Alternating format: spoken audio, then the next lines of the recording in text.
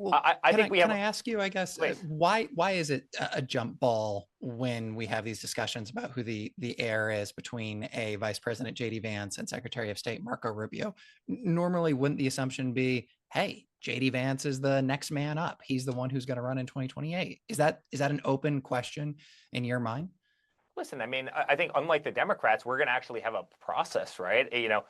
No disrespect. Well, maybe a lot of disrespect to the other side, but I mean, no one had ever seen somebody. I mean, how many delegates did Kamala get in a 24-hour period of time, right? Like they literally threw Biden to the wolves, and then miraculously, like 18 hours later, she had secured every single delegate to all vote for her in a miraculous fashion. I mean, give me a break. Like, tell me that wasn't the greatest coup that wasn't talked about by anybody. On the Republican side of the ticket, And by the way, it was interesting with Kamala that happened because she was the first to drop out of the race in 2020 with absolutely zero support in the polls. So the person who was the first to drop out, who had zero support, all of a sudden miraculously just embodied the hearts and minds of the entire democratic process.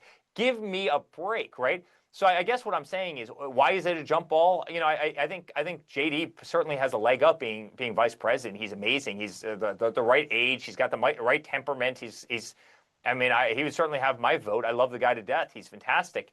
But we're actually, I'm sure in this country, going to go through a process where, people will probably run off against each other in the Republican primaries. And the people that are actually chosen by Republicans in this country will actually be the person who stands on the ballot against the Democrats in 2028. And so just to say that his name should be eliminated, it shouldn't be eliminated, right? And by the way, if we're stupid enough to eliminate other powerful people in the Republican Party, we're no better than the Democrats were in 2024 when they tried to pull the greatest coup in the history of politics, which no one wants to acknowledge.